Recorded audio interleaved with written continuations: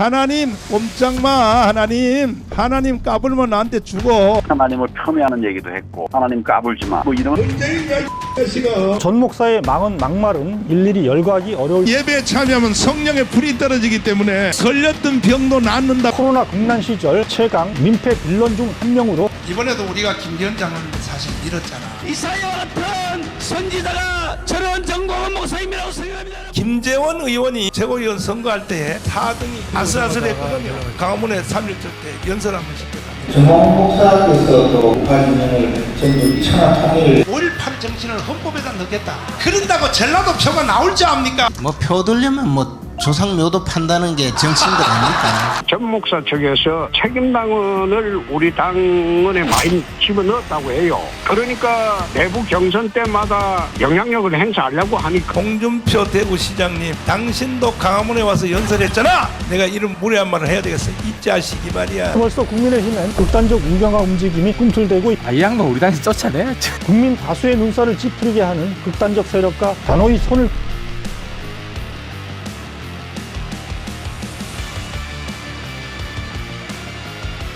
안녕하세요. 논설의 손원재입니다. 극우 막말러로 유명한 전광훈 사랑제일교회 목사와 국민의힘 지도부를 둘러싼 논란이 그치지 않고 있습니다. 전 목사 개인의 막말 문제를 넘어 집권 여당인 국민의힘의 정치적 스탠스와 직결된 문제이기 때문일 텐데요. 천천히 짚어보겠습니다.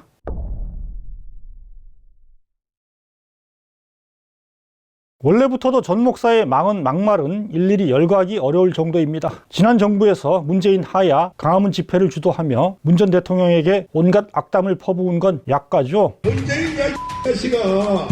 저 많은 사람들 왜 고생시켜 이 자식아. 차마 입에 옮기기 어려운 빤스 발언은 대표 막말로 남아있습니다. 기독교 목사라면서 하나님 까불면 나한테 죽어 같은 사이비 교주나 할 막말을 퍼부은 적도 있습니다. 하나님 꼼짝마. 하나님 까불면 나한테 죽어. 내가 이렇게 하나님하고 친하단 말이야. 친해.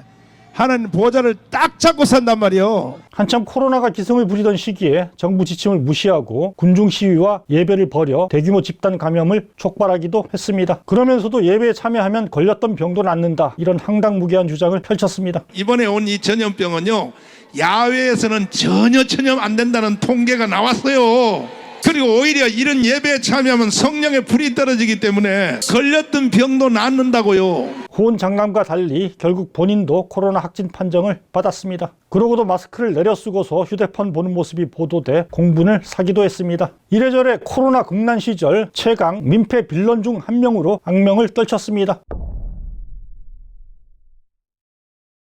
대선과 정권 교체를 거치면서 좀 잠잠한가 싶었는데 최근 다시 전 목사의 막말이 논란을 불러일으키고 있습니다. 그새 달라진 정치 지형을 반영하듯 이번엔 집권 여당인 국민의힘 안에서 전 목사 막말 파문이 번졌습니다. 특이한 건 김기현 대표, 김재원 수석 최고위원, 홍준표 대구시장, 황교안 전 대표 등 국민의힘 지도부와 거물급 정치인들이 줄줄이 연루되거나 소환되고 있다는 점입니다. 일단 최근 벌어진 막말 논란을 시계열 순으로 살펴보겠습니다. 시작은 지난 3월 12일입니다. 이날 사랑제일교회에서 열린 광화문 전국 주일 연합 예배에 김재원 최고위원이 참석했습니다. 우리 의원님, 내가 200석 만들어 주면요, 당에서 나한테 뭐 해줄래요?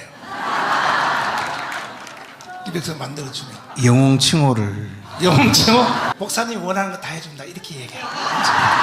제가 최고위에 가서 보고를 하고 목사님 원하시는 걸 관철시키도록 하겠습니다.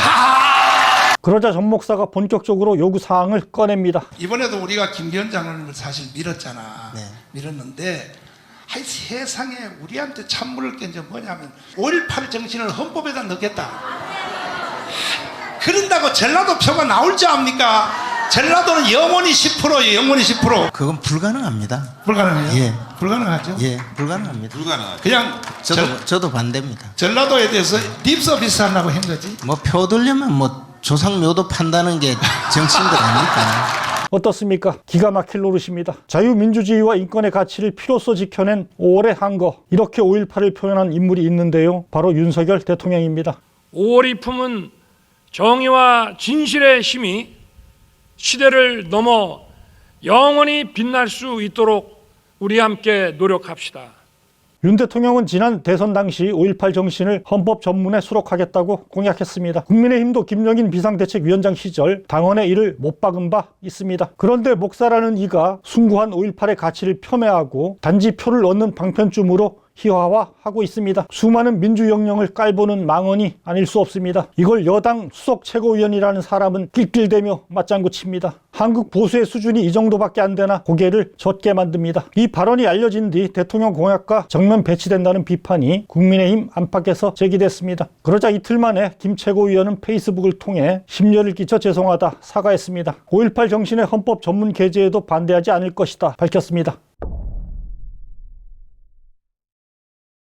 그러나 이 사과의 진정성을 의심하게 하는 또 한 번의 아무 말 대잔치가 벌어집니다. 불과 11일 뒤인 3월 25일 미국 애틀란타에서입니다. 김 최고위원은 최고위원 회의마저 빠진 채 미국으로 날아가 한 보수단체가 주최한 행사에서 강연을 했습니다. 이런 내용입니다. 정광훈 목사께서도 우파 진영을 전부 이 천하 통일을 해서 요즘은 그나마 방문이 우파 진영도 민주노총에 대항하는 그런 활동 무대가 되어서 그나마 우리가 이렇게 보다가 보면 우리 쪽도 사람은 있구나 이런 마음이 들게 합니다. 전 목사의 반역사적 5.18 관련 발언에 동조했다가 사과한 지 얼마나 됐다고 전 목사를 영웅으로 칭송합니다. 코로나 위기를 조장한 강화문 구구 집회를 추켜 세웁니다. 아부의 극치입니다. 사과는 신용에 불과했나 봅니다. 이런 말도 합니다. 한겨레 경향신문을 비롯한 좌파 언론은 아직도 축기 살기로 공격을 하죠.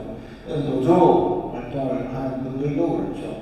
대한민국의 좌파 세력들은 자기들이 정권을 뺏긴 것이 아직도 실감이 나지 않는 겁니다. 이 사람들은. 권력 감시는 정상적인 언론의 당연한 책무입니다. 권력을 비판한다고 색깔을 덧칠하는 것이야말로 대표적인 극우적 행태가 아닐 수 없습니다. 이런 인식을 지닌 김 최고위원이 극우 성향의 전 목사에게 거듭 아부 발언을 한 것은 어쩌면 자연스러운 기결일지도 모르겠습니다. 이상한 건 국민의힘 지도부의 반응입니다. 두 번이나 전 목사와 관련한 김 최고위원의 발언 파문이 일었는데도 뜨뜻 미지근한 태도를 보입니다. 김기현 대표는 3월 28일 페이스북을 통해 자중자애하고 신중을 기해야 한다 한마디를 했을 뿐입니다. 그러자 김 최고위원도 하루 만인 29일 페이스북을 통해 깊이 반성한다. 앞으로 매사에 자중하겠다 밝혔습니다. 그러나 자중하겠다는 말은 며칠 지나지 않아 또 빈말로 드러납니다. 김 최고위원은 4일엔 4.3 기념일은 이보다 조금 격이 낮은 그 기념일 내지 추모일인데 이런 말로 4.3 폄하 발언을 내나 또 설화를 자초했습니다. 김 대표의 미온적 대응이 연쇄 막말을 초래한 셈인데요. 결국 김 대표는 이번엔 한 달간 자숙을 권고했습니다만 과연 이 정도로 성남 민심을 달랠 수 있을지 의문입니다.